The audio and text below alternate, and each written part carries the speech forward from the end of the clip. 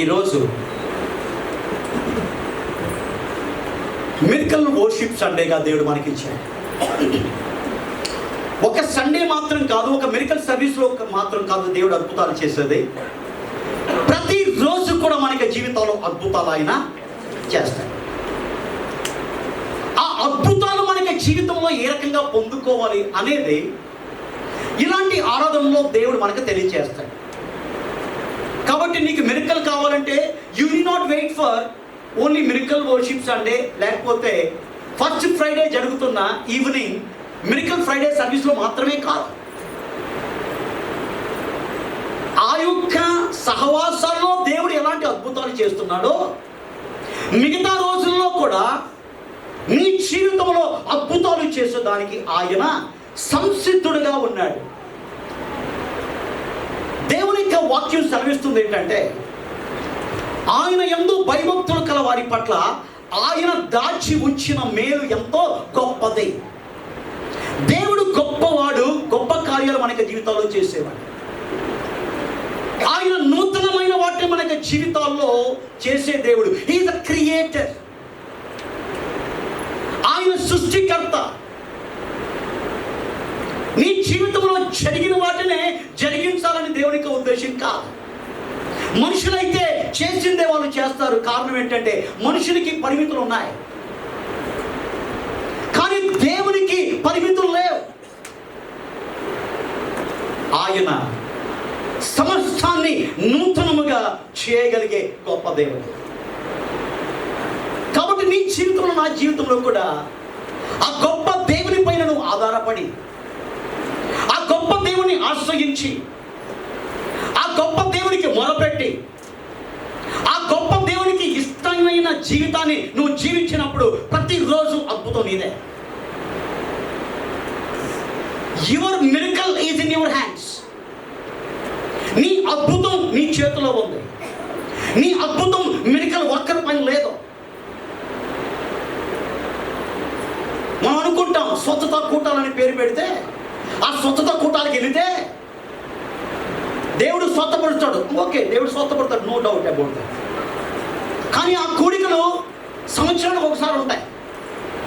ఆ దైవ సేవకుడు ఒకసారి నీకు దొరుకుతాడు. కానీ నీ జీవితంలో ప్రతిరోజు అద్భుతం సాధించాలి. ప్రతిరోజు దేవుని ద్వారా గొప్ప కార్యాలు నువ్వు పొందుకోవాలి. అలాంటి పరిస్థితుల్లో మనం చేయాల్సింది ఏంటంటే, మన జీవితంలో అద్భుతాలు దేవుని ద్వారా పొందుకోవాలంటే కొన్ని లక్షణాలు మనం కలిగి ఉండాలి. మొదటిగా దేవునికి లక్షణాలు మనం తెలుసుకోవాలి. ఆయన ఎలాంటి వాడు, ఆయనలో ఉన్న స్పెషాలిటీ ఏంటి. బైబిల్ చెబుతుంది, యెహోవా దేవుడని రుచి చూచి నువ్వు తెలుసుకో.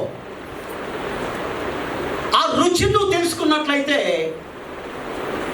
నువ్వేం చేస్తావు తెలుసా? నీ జీవితంలో అద్భుతాన్ని నువ్వు పొందుతావు.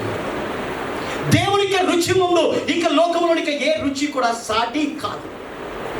ఆయన కార్యాల ముందు ఇక లోకంలోని ఎవరి కార్యాలు కూడా సాటి అయినవి లేవు.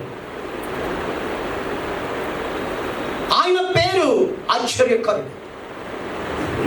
క్రిస్మస్ సీజన్లో ఎక్కువగా దీన్ని మనం మాట్లాడతాం.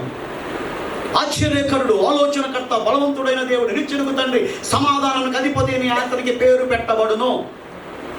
హ్యాపీ క్రిస్మస్ అని చెప్పేసి వదలుతాం. ప్రతిరోజు కూడా నీ జీవితంలో ఆశ్చర్యకరుడుగా ఆయన ఉన్నాడని నువ్వు జ్ఞాపకం చేసుకో. నీ జీవితంలో ఆశ్చర్య కార్యాలు కలగాలంటే అడ్రస్ ఎవరంటే యేసు, నజరేయుడైన యేసు. ఆయన నీ జీవితంలో గొప్ప కార్యాలు చేస్తాడు. అడుగు వాటికంటేనూ, ఊహించు వాటికంటే గొప్ప కార్యాలు ఇంకా జీవితంలో చేస్తాడు.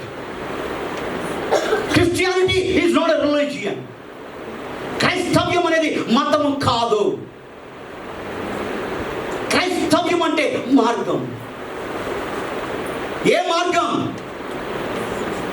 దేవుని ద్వారా ఆచరించబడేదానికి దేవుడు చూపిస్తున్న మార్గం.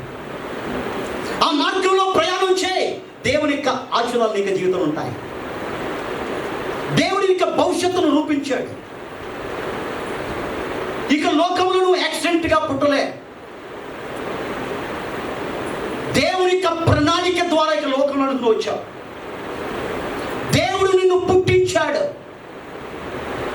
పుట్టించిన దేవుడు సమస్తాన్ని నీ జీవితంలో చూసుకుంటాడు. ఎవరు చూసినా చూడకపోయినా ఆయన నిన్ను చూస్తాడు. ఎవరు పట్టించుకుపోయినా ఆయన పట్టించుకుంటాడు. ఎవరు ప్రేమించకపోయినా ఆయన నిన్ను ప్రేమిస్తాడు. కాబట్టి ఆయనకి రుచిని మనం తెలుసుకుందాం. ఆయన రుచిని, ఆయనకి లక్షణాలను తెలుసుకునే ఒక అద్భుతమైన సందర్భాన్ని దేవుడు ఈరోజు మనకిచ్చాడు. 121వ కీర్తన మొదటి 2 వచనాలు. కొండల తట్టు నా కనులెత్తుచున్నాను. కొండల తట్టు నా కనులెత్తు. ఒక ఆయనకంటే బాగా ఆకలైపోతుందంటే పాస్టర్ గారు ముగించట్లా, వాక్యం చదవమని చెప్పారంట. అప్పుడు ప్రభాలికలాగా కాదు, ప్రభాలిక చాలా బాగా చదివింది. కొండల తట్టు నా కనులెత్తుచున్నాను. కానీ ఆ వ్యక్తి ఏం చదివితే కుండల తట్టు నా కనులెత్తుచున్నాను. ఓకే, కాబట్టి దేని వైపు మనకి కన్ను ఉండాలి? కొండల తట్టు నా కనులెత్తుచున్నాను. చదువమ్మా. నాకు సహాయము ఎక్కడ నుంచి వచ్చును? ఒక వ్యక్తి ప్రశ్నిస్తున్నాడు, కీర్తనకారుడు ప్రశ్నిస్తున్నాడు. నేను అటు ఇటు చూస్తున్నాను, నాకు సహాయము ఎక్కడి నుంచి వచ్చును? ఎవరు నాకు సహాయం చేస్తారు? ఈ ప్రశ్న ఈ ఉదయకాల సమయంలో నీకు ఉందేమో. ఇక్కడ కూర్చున్న మీ జీవితంలో ఈ ప్రశ్న మీకు ఉండొచ్చు, నాకు ఎవరు సహాయం చేస్తారు? నేను ఎవరి దగ్గరికి వెళ్ళినా వారు చెప్తున్నారు, నాకున్న సమస్యలే నాకున్నాయి, ఇంక నేను ఏం సహాయం చేయగలను నీకు? ఇద్దామని అనుకున్నా నా పరిస్థితులు ఏంటంటే నీకు ఇచ్చే పరిస్థితిలో నేను లేను. ఈ మాటలు చాలా విన్నా. ఎంతో ఆశపడి వెళ్ళాం, కొన్నంత ఆశ పెట్టుకుని వెళ్ళాం. ఏదో ఇచ్చేస్తాడు, ఏదో దొరుకుద్దని. ఇంతవరకు ఏంటి మొండి చేయి చూపించారు. ఇంకొంతమంది అయ్యో ఒక్క రోజు ముందు వస్తే సరిపోనే, నిన్నే ఇచ్చి గుట్టుకునే అది ఇవ్వలా, ఏదో కవర్ చేసేదానికి ఏమంటాడు, ఏదో మాట. మనుషుల సహాయం ఎలాంటిది? నీ లైఫ్లో నా లైఫ్లో కూడా కొన్ని పరిస్థితులు ఈ ప్రశ్న వస్తుంది, ఈ పరిస్థితిలో నాకు ఎవరు సహాయం చేయగలుగుతారు? ఈ సహాయం ఎక్కడి నుంచి వస్తుంది? దానికి ఆన్సర్ ఎక్కడుంది? పరిశుద్ధ గ్రంథంలో ఉన్నాయి. చదవమ్మా. యెహోవా వలనే నాకు సహాయము కలుగును. తర్వాత ఆయన భూమిని ఆకాశములను సృజించినవాడు. కాబట్టి ఇక్కడ మన జీవితంలో ఒక ప్రశ్న ఉండొచ్చు, నాకు ఎవరు సహాయము చేస్తారు? నాకు సహాయం ఎక్కడి నుండి వస్తుంది? దానికి నిన్ను ప్రేమిస్తున్న దేవుడు చెబుతున్నాడు, నీకు నేనేం చేశానో తెలుసా? నరకా నుంచి తప్పించి పరలోకాన్ని చేర్చేదానికి నేను గొప్ప సహాయం నీకు చేశాను. ఏంటో తెలుసా? నా రక్తాన్ని నీ కోసం నేను, నా రక్తాన్ని, నా ప్రాణాన్ని నీకు ఇచ్చి సహాయం చేసిన నేను ఇక లోకంలో నువ్వు బతికేటప్పుడు కొన్ని పరిస్థితుల్లో సహాయం చేయలేనా అని దేవుడిని ప్రశ్నిస్తున్నాడు. నీ పట్ల నా ప్రాణాన్ని, నా రక్తాన్ని ఇచ్చి నేను సహాయం చేశాను. ఈ లోకంలో నువ్వు పడుతున్న ఇంకా బాధల్లో, కష్టాల్లో నీకు నేను సహాయము చేయలేనా అని దేవుడిని ప్రశ్నిస్తున్నాను. కాబట్టి మనకి జీవితాల్లో మనకు సహాయము చేసే దేవుడు మనకు ఉన్నాడు. అందుకనే బైబిల్ చెబుతుంది, మనుషుల సహాయం వ్యర్థం, మనుషుల దగ్గర నుంచి ఆశించద్దు. నువ్వు నేను చేయవలసింది మనుషుల దగ్గర నుంచి ఆశించకూడదు. మనుషులను వాళ్ళు ఆశించింది మనం ఇవ్వాలి. అది శిష్యుని యొక్క లక్షణం. శిష్యుని యొక్క లక్షణం ఏంటంటే వాళ్ళ దగ్గర నుంచి మనం ఏది ఆశించకూడదు. వాళ్ళు మన నుంచి ఆశించింది వాళ్ళకి మనం ఇవ్వాలి. క్రైస్తవ జీవితం ఏంటంటే సాక్రిఫైస్, త్యాగం. స్వార్థముతో బ్రతికేవారు లోకస్తులు, క్రైస్తవులు. త్యాగముతో జీవించేవాళ్ళు దేవుని యొక్క నిజమైన శిష్యులు. కాబట్టి మనకి జీవితంలో దేవుడే నాకు సహాయకుడు, దేవుడే నాకు సహాయం చేస్తాడని ఎప్పుడు కూడా దేవుని యొక్క సహాయం వైపు చూచేవాడు శిష్యుడు. అన్ని రాలేత్తనంలే, ఇక్కడ కూడా ఒకరు ఆడేద్దాం అని యేసయ్యను కూడా ఒక ఆప్షన్గా, ఒక చాయిస్గా నువ్వు పెట్టుకుంటే నువ్వు క్రైస్తవుడు. లోకస్తు. నిజమైన దేవుని యొక్క శిష్యులు ఏంటంటే యెహోవా వల్లనే నాకు సహాయము కలుగను, ఆయనే నాకు సహాయకుడు, ఆయనే నా జీవితంలో, నా కుటుంబంలో, నాకున్న ప్రతి పరిస్థితిలో సహాయము చేసే సమర్థవంతమైన సర్వశక్తి కలిగిన వ్యక్తి అని నమ్మటమే నీ జీవితంలో ఈ రోజు నుంచి నువ్వు ఎప్పుడైతే అలా అనుకుంటావో ప్రతిరోజు నీ జీవితంలో మెరక, ప్రతిరోజు నీ జీవితంలో దేవుని యొక్క సహాయాన్ని పొందుకుంటావు. ప్రతిరోజు కూడా దేవుడు తన గుప్పెని విప్పి ప్రతి జీవి కోరికను ఆయన, నీ ఆశను ఆయన సిద్ధింప చేస్తాడు, నీ కోరికలను ఆయన ఏం చేస్తాడు, సఫలపరుస్తాడు. యేసు యేసు యేసు. పలు ప్రశ్నలకు సమాధానం యేసే, పలు పరిస్థితులకు పరిష్కారం యేసే. నీ జీవిత వ్యధలో ఉన్న ప్రతి వ్యధకు పరిష్కారం యేసయ్యలో ఉన్నది. కారణం ఏంటంటే ఆయన సహాయకుడు. నీ జీవితంలో సహాయం చేసే ఆ గొప్ప సహాయకుడు నీకున్నాడు. కాబట్టి ప్రతిరోజు కూడా ఎవరేం చేస్తారని చూడకు, మనుషుల వైపు చూడకు. లోకస్తులు దేవుని గురించి తెలియదు, వాళ్ళు లోకము వైపు చూస్తారు, లోకములోని యొక్క వ్యక్తుల వైపు చూస్తారు. కానీ మనము లోకస్తులము కాదు, దైవ జనాంగం, దేవుని యొక్క బిడ్డలం.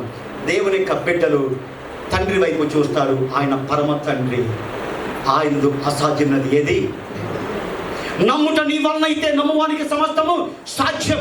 ఆయన గొప్పవాడు, ఆయన సహాయం చేస్తాడు. నా జీవితంలో గొప్ప కార్యాలు ఆయన చేస్తాడు, ఆయన ఆశ్చర్య కార్యాలు నా యొక్క జీవితంలో, నా కుటుంబంలో, నా ఉద్యోగంలో, నా వ్యాపారంలో ఆయన చేస్తాడు అని నమ్మితే ప్రతిదీ సాధ్యం నీ జీవితంలో చేసుకుంటారు.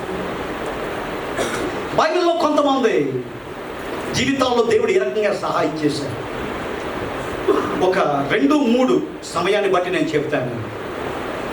దేవుని యొక్క సహాయం ఎలాంటిదంటే కీర్తనలు 86:17 చదవండి. కీర్తన 86:17 ఎవరైనా గట్టిగా చదవండి. యెహోవా, నీవు నాకు సహాయుడవై, నీవు నాకు సహాయుడవై నన్ను ఆదరించుచున్నావు. ఏంటి, నన్ను ఆదరించుచున్నాడు. దయచేసి నా వైపు చూడండి. ఇక కీర్తనలో మనం చదువుకున్న దేవుని యొక్క సహాయం ఎలాంటిదంటే ఆదరించు సహాయం. పక్కన ఒకసారి చూడండి. దేవుని యొక్క సహాయము నిన్ను, నీ కుటుంబాన్ని ఆదరించు సహాయము. మనుషులు తాత్కాలికంగా ఆదరించవచ్చు, కానీ యేసయ్య ఏం చేస్తాడు, శాశ్వతంగా నిన్ను ఆదరిస్తాడు. కాబట్టి దేవుని యొక్క సహాయంలో మొదటి సహాయం ఏంటంటే దేవుడు ఆదరించు సహాయాన్ని మన జీవితంలో చేస్తాడు. ఈ ఇంకా జీవితాల్లో ఆదరణ కోల్పోతున్నాం. కొన్ని పరిస్థితులు మనం అనుకుంటాం, ఎవరొచ్చి నన్ను ఆదరిస్తారు, ఎవరొచ్చి నన్ను ధైర్యపరుస్తారు, ఎవరొచ్చి నాకు తోడుగా ఉంటారు అని ఆశించాం. మనం ఆశించిన వ్యక్తులు మన దగ్గరకు రాలేకపోయారు. అయితే నీకు శుభవార్త, నువ్వు ఏ పరిస్థితిలో ఉన్నప్పటికీ, ఏ దుఃఖ పరిస్థితిలో ఉన్నప్పటికీ కూడా, ఏ గందరగోళ పరిస్థితిలో ఉన్నప్పటికీ కూడా, ఏ ఆందోళన పరిస్థితిలో ఉన్నప్పటికీ కూడా ఆదరించు సహాయము ఇచ్చేదానికి దేవుడు 24/7 ఈజ్ అవైలబుల్. ఆయన ఎప్పుడూ కూడా ఆదరించు సహాయం నీకు జీవితంలో ఆయన. బైబిల్లో కోకొల్లల ఎగ్జాంపుల్స్ ఉన్నాయి. మరియా, మార్తా, లాజరు, యేసు ప్రేమించిన కుటుంబం. ఎప్పుడు బేతనీయకు వచ్చినా కానీ యేసయ్య ఆ కుటుంబానికి వెళ్ళేవాడు. యేసయ్య ఎంతగానో ప్రేమించాడు, వాళ్ళు కూడా యేసయ్యని ఎంతగానో ప్రేమించాడు. అలాంటి పరిస్థితుల్లో లాజరుకు రోగం వచ్చింది. ఆ సమయంలో యేసయ్య అక్కడ లేడు. వెంటనే యేసయ్యకు కౌరు పంపించారు. అయ్యా, మేము ప్రేమిస్తున్న లాజరు, నిన్ను ప్రేమిస్తున్న లాజర్, నువ్వు ప్రేమిస్తున్న లాజర్ రోగి అయి ఉన్నాడు, చచ్చిపోయానికి సిద్ధంగా ఉన్నాడు, నువ్వు రావయ్యా ఒకసారి. తర్వాత ఏమైంది? యేసయ్య రాలా. వాళ్ళని బాధ పెట్టాలని కాదు, యేసయ్యకు ఒక ప్రత్యేకమైన ఉద్దేశం ఉన్నది. యేసయ్య చేసేది ఏదైనా తన యొక్క మహిమ నిమిత్తం ఆయన చేసుకుంటాడు. యేసయ్య ఏది చేసినా బెస్ట్ చేస్తాడు. ఇక లోకంలో ఎవరు సహాయం చేసినా I cannot say that's the best help. కానీ one thing I can say confidently, ధైర్యంగా వాడు చెప్పగలను, యేసయ్య చేసేది ఏదైనా శ్రేష్టమైనదే. Because he is the best God, he will give best to his people.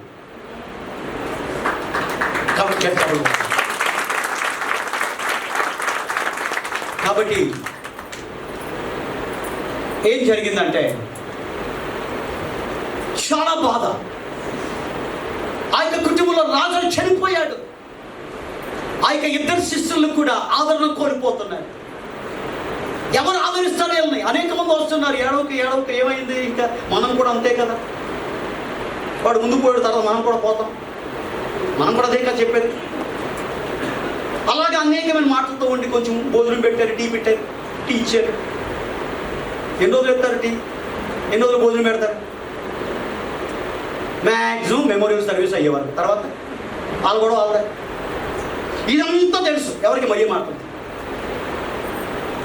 ఆదరణ కోల్పోయిన పరిస్థితిలో ఉన్నారు. అప్పుడు యేసయ్య వాళ్ళకు ఒక సహాయం చేశాడు. ఏ సహాయం అది? ఆదరణ కోల్పోయిన వారి జీవితంలో దేని ద్వారా ఆదరణ కోల్పోయారో తిరిగి ఆ ఆదరణ ఆయన ఏం చేశాడు, ఇచ్చాడు. లాజర్ని తిరిగి ఏం చేశాడు, బ్రతికించాడు. ఎప్పుడైతే లాజరు సమాధి నుంచి బయటకు వచ్చాడో ఆ యొక్క అక్క చెల్లెల యొక్క సంతోషం వర్ణనాతీతం. ఇంతవరకు ఆదరణ కోల్పోయారు. అలాంటి ఆదరణ కోల్పోయిన పరిస్థితుల్లో యేసయ్య సహాయం చేశాడు. అది ఏ సహాయం అంటే ఆదరించు వారి పట్ల ఆయన చేసే సహాయము. నీ లైఫ్లో, నా లైఫ్లో కూడా ఏదో ఒక పరిస్థితి చచ్చిపోయిందేమో, నీ ఫైనాన్షియల్ సిచ్యుయేషన్ చచ్చిపోయిందేమో, నీ రిలేషన్షిప్ చనిపోయినాయేమో, జీవం లేని పరిస్థితుల్లో బతుకుతానేమో. నువ్వు అనుకుంటావు ఏది పట్టుకుంటే అది బంగారం అవ్వాలి, కానీ ఏది పట్టుకున్నా బూడిదవుతుంది. Don't worry. నీ ప్రియమైన వ్యక్తులు నువ్వు కోల్పోని ఉండొచ్చు. అయితే దేవుని వైపు చూడు, ఆయనకు మొరపెట్టు. మరియా మార్తలు చేసిన పని ఏంటంటే లాజరు గురించి కబురు పెట్టారు. లాజరు గురించిన వర్తమానాన్ని ఎవరికి తెలియజేశారు? యేసయ్యకు తెలియజేశారు. నీ లైఫ్లో, నా లైఫ్లో మనం ఏ పరిస్థితిలో ఉన్నప్పటికీ, ఆదరణ కోల్పోయిన పరిస్థితిలో ఉన్నప్పుడు వర్తమానాన్ని ఎవరికి పంపించాలంటే మొదట దేవుడికి పంపించాలి. కారణం ఏంటంటే ఆయన ఒక్కడు మాత్రమే గొప్ప సహాయం మనకి జీవితాల్లో చేయవాడు. ఆయన ఒక్కడు మాత్రమే ఆదరించు సహాయం మనకి జీవితాల్లో చేస్తారని మరియా మార్త లాజరు జీవితంలో మనం నేర్చుకున్నాం. కాబట్టి యేసుక్రీస్తు నిన్న నేడు ఏకరీతిగా ఉన్నాడు. అలనాడు ఆదరించిన యేసయ్య ఈరోజు కూడా నువ్వు ఏ దుఃఖ పరిస్థితిలో, ఏ ఆదరణ కోల్పోయిన పరిస్థితిలో నువ్వు ఉన్నా ఆయన ఏం చేస్తాడు? ఆదరిస్తాడు. కొంతమంది బిడ్డల విషయంలో తల్లిదండ్రులు దుఃఖిస్తున్నారు. ఆ బిడ్డలు చూసుకోవాలని, ఆ బిడ్డలు ప్రేమగా మాట్లాడాలని, ఆ బిడ్డల యొక్క ఆప్యాయతను పొందుకోవాలని. కానీ ఆ బిడ్డల జీవితాలను చూసినప్పుడు తల్లిదండ్రులకు ఎంతో ఆదరణ కోల్పోయారు. ఏ కుమారుడు కుమార్తె అయితే ఆదరించాలో, ఆ కుమారుడు కుమార్తె తన తల్లిదండ్రులు శత్రువులుగా చూస్తున్నట్లయితే ఏ తల్లి, ఏ తండ్రి ఏ రకంగా ఆదరించబడతారండి? ఏ మనుషుడు ఆదరించగలరండి వాళ్ళని? కానీ యేసయ్య ఒక్కడు మాత్రమే ఆయన ఏం చేస్తాడు? ఆదరిస్తాడు. నీ జీవితంలో ఆదరణ కరువైన, ఆదరణ కోల్పోయిన ఏ పరిస్థితిలో ఉన్నప్పటికీ కూడా నీ యొక్క కన్నులు యేసు వైపు ఎత్తు, నీ చేతులు యేసు వైపు చాపు, ఆయన్ను చూడు, ఆయన సహాయాన్ని అర్థించు. He is available all the time. ఆయన ఎప్పుడు మనకు అందుబాటులో ఉంటాడండి. దేవుని గురించి 3 లక్షణాలు చెప్తాను మీకు, నేను జ్ఞాపకం చేసుకోండి. God is aware. సమస్తం ఆయనకి తెలుసు. What is happening in your life God knows.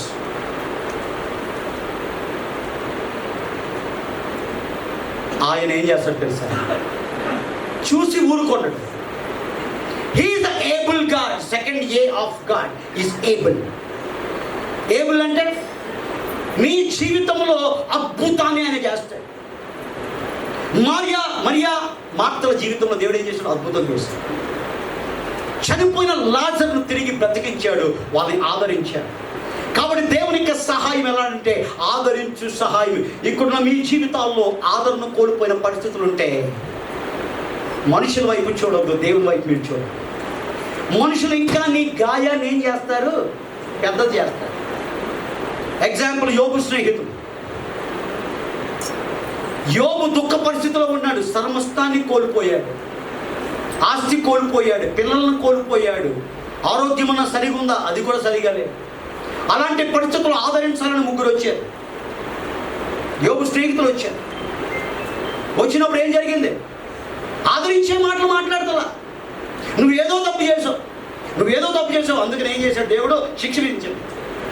ఆ యోబుకి బాధ ఏంటంటే, ఆ కురుకుల బాధ కంటే, ఆ పిల్లలు పోయిన బాధ కంటే, ఆ డబ్బులు పోయిన బాధ కంటే ఎక్కువ బాధ ఏంటి?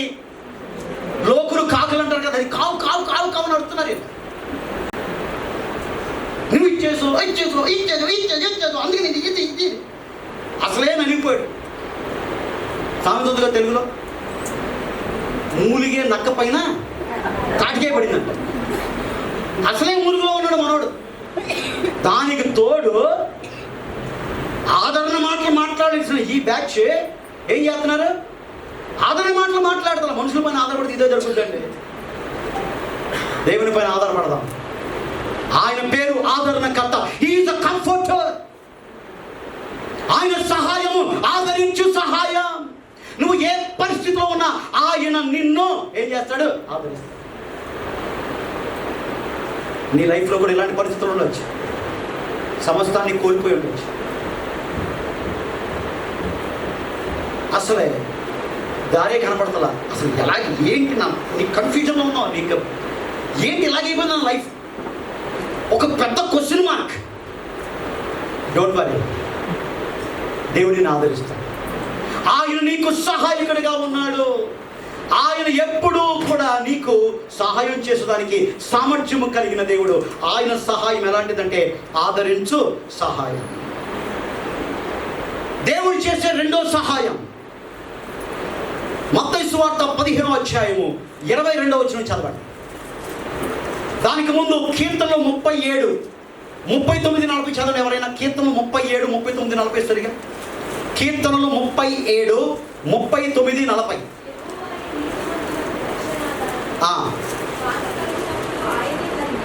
ఏంటంటే బాధ కలుగునప్పుడు ఆయన వారికి ఆశ్రయము, దుర్గము. తర్వాత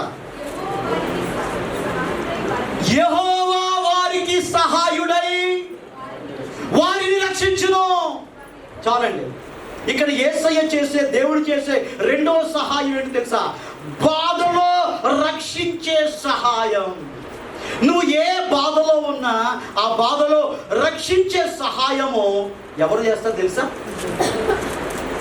నిన్ను పుట్టించి ఇక లోకములో నిన్ను ప్రేమిస్తున్న ఆ దేవుడు ఏ బాధలో నువ్వు ఉన్నా కానీ ఆ బాధలో ఏం చేస్తాడు?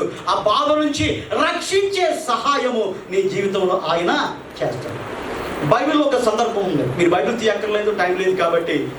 ఇది మత్తయి సువార్త 15:22 ఉంటుంది. మీరు బైబిల్ తీయద్దు, నా వైపు చూడండి. అక్కడ ఒక కనాను స్త్రీ ఉంది. ఆ కనాను స్త్రీకి ఒక ప్రాబ్లం. ఏంటి ప్రాబ్లం? ఆమెకి అల్లారు ముద్దుగా పెంచుకున్న ఒక కుమార్తె ఉంది. ఆ కుమార్తె ఏ స్థితిలో ఉంది? దెయ్యం పట్టింది. ఒక దగ్గర ఉన్నట్ల ఎంతో చక్కగా మాట్లాడే అమ్మాయి పిచ్చి మాటలు మాట్లాడుతుంది. ఎంతో చక్కగా ఆడుకునే అమ్మాయి, ఆ అమ్మాయి యొక్క పరిస్థితిని చూస్తే తల్లి హృదయంలో బాధ. ఎన్నో ప్రయత్నాలు చేసింది, ఉపయోగం లేదు. అప్పుడు యేసు దగ్గరకు వచ్చింది. యేసు దగ్గరకు వచ్చి కరుణించింది. నాయనా కరుణించు నాయనని మొరపెట్టింది. కరుణామయుడా, దేవా నువ్వు దయ చూపించు నాయనా అని సహాయాన్ని అర్థించింది. అప్పుడు ఏం చేయగలిగింది? దేవుడు ఆమె యొక్క విశ్వాసాన్ని చూసి, అమ్మ నీ విశ్వాసము గొప్పది, నువ్వు ఏదైతే నమ్మావో అది నీ జీవితంలో, అప్పుడే ఆ కుమార్తె స్వస్థపరచబడింది. ఆ యొక్క కుమార్తె సంతోషంతో ఇంతకు ముందు ఏ రకంగా ఉందో ఆ రకంగా ఉంది. వెంటనే ఆ బాధలో నుంచి ఆ తల్లి ఏం చేసింది? విడిపించబడింది. నీ జీవితంలో నువ్వు ఏ బాధలో ఇక్కడ కూర్చున్నావో, ఏ బాధను అనుభవిస్తున్నావో, ఒకటి జ్ఞాపకం చేసుకో, దేవుడు సహాయకుడు. ఆయన సహాయం ఏంటంటే నీ బాధలో నుంచి నిన్ను రక్షించే సహాయం. ఇక్కడున్న వారికి ఒక్కొక్కరికి ఒక్కొక్క బాధ. నాకు ఒక బాధ, ఆశీర్వాదం ఆంటీకి ఒక బాధ, డేవిడ్ అయ్య గారికి ఒక బాధ. చూసేదానికి చాలా కూల్గా ఉంటాడు ఎవరైనా అంకుల్, ఆయనకి బాధ. సులోచనమ్మ గారికి బాధ, ప్రభావతి గారికి బాధ, రోజీ అమ్మ గారికి, రోజ్ మేరీ గారికి బాధ. ఎవరికి బాధ లేవండి? వెంకటేశ్వర గారికి బాధ, అందరికీ బాధ. మరి ఈ బాధలో ఎవరు సహాయం? మా పేర్లు చెప్పొద్దని చెప్పొద్దే, అందరి పేర్లు చెప్పుకుంటూ పోతే ఏమవుతుంది? 12 గంట అయిపోతుంది. సో కాబట్టి నీ జీవితంలో, నువ్వు కుటుంబంలో ఏ బాధలో నువ్వు ఉన్నా జ్ఞాపకం చేసుకో. ఎవరిని? నీకున్న బాధలో యేసయ్య వైపు చూడు, ఆయనకి మొరపెట్టు, కన్నీరు కార్చు, ప్రార్థన చేయి, విజ్ఞాపన ప్రార్థన చేసే వ్యక్తిగా ఉండు, కన్నీటి ప్రార్థన చేసే వ్యక్తిగా ఉండు, ఉపవాస ప్రార్థన చేసే వ్యక్తిగా ఉండు. నీ కుటుంబంలో ఉండవలసింది ప్రార్థన. నీ కుటుంబ బాధల్లో నుంచి దేవునికి సహాయం నువ్వు పొందుకోవాలంటే కుటుంబంతో కూడా కలిసి ప్రార్థన చేయండి. దేవుడు ఎందుకు ఇవ్వడండి? నీకేమవుతుంది ఇంకెవరికి ఇస్తాడండి దేవుడు? ఎంత ప్రేమ కలిగిన దేవుడు అండి, ఎంత పట్టించుకుని ఆయన చెప్తున్నాడే, నేను నిన్ను విడువను, ఎడబాయను, కను రెప్ప కూడా నేను వెయ్యను, నువ్వు పనుకో, ఫుల్ పనుకో, నేను మాత్రం నీకేం చేస్తాను, కనురెప్ప వేయకుండా నేను నిన్ను కాపాడుతాను. ఇలాంటి సహాయము చేస్తున్న దేవుణ్ణి వదిలిపెట్టి అనేకమైన సహాయాల కోసం మనం ఏం చేస్తున్నాం? ప్రయత్నం చేస్తున్నాం. నువ్వు దేవునికి బిడ్డవైతే దేవునికి సహాయం కోసం మాత్రం చూస్తావు. కాబట్టి దేవునికి సహాయం మొదటిది ఏంటి? ఆదరించు సహాయం. రెండోది ఏంటంటే దేవునికి సహాయం ఎలాంటిది? బాధల్లో రక్షించు సహాయం. ఆఖరిగా దేవునికి సహాయం ఎలాంటిదంటే సమయోచితమైన సహాయం. ఏంటి? సమయోచితమైన సహాయం. సమయానికి తగ్గట్టుగా ఆయన సహాయం చేస్తాడు. హెబ్రీయులకు రాసిన పత్రిక 4:16 చదవండి. హెబ్రీయులకు రాసిన పత్రిక 4:16. హెబ్రీయులకు రాసిన పత్రిక 4:16 చదవండి. కనికరపడి సమయోచితమైన సహాయము కొరకు కృప పొందినట్లు ధైర్యముతో కృపాసనం దగ్గరికి. అంటే ఏంటి కృపాసనం? అంటే ఏంటి? దేవుడు కాలు పట్టుకున్నాడు, కన్నీటితో ప్రార్థనతో నీ జీవితంలో కొన్ని పరిస్థితుల్లో సమయోచితమైన సహాయం కాదు, అప్పుడే కావాలి నీకు. ఎమర్జెన్సీ సిచ్యుయేషన్, అప్పుడే నీ జీవితంలో ఆ ప్రాబ్లం సాల్వ్ అవ్వాలి. అప్పుడే, అది వాయిదా అయితే అవ్వదు. ఎమర్జెన్సీ, సమయోచితమైన సహాయం కావాలండి. దేవునికి కృపాసనం దగ్గరికి వెళ్ళాలంటే, సమయోచితమైన సహాయం నీకు జీవితంలో కలగాలంటే దేవుని దగ్గరకు వచ్చి ఆయన కాళ్ళు పట్టుకొని, నాయన నువ్వే నాకు దిక్కు, నువ్వే నాకు దిక్కు, అంతే, నువ్వు తప్ప ఎవరు ఈ పరిస్థితుల నుంచి తప్పించేవారు ఎవరు లేరు. ఈ సమయోచితమైన సహాయము నీ దగ్గర నుంచే వస్తుంది. అప్పుడు దేవుడు ఏం చేస్తాడు? సమయోచితమైన సహాయాన్ని నీకు ఇస్తాడు. యేసు ప్రభు చేసిన మొట్టమొదటి సూచక్రియ ఏంటంటే గలిలయ కానాలో నీటిని ద్రాక్షరసముగా ఆయన మార్చాడు. ద్రాక్షరసం అయిపోయి రేపిస్తే ద్రాక్షరసం సరిపోదు, అప్పుడే ద్రాక్షరసం కావాలి. Immediate requirement. అప్పుడు ఏం జరిగింది?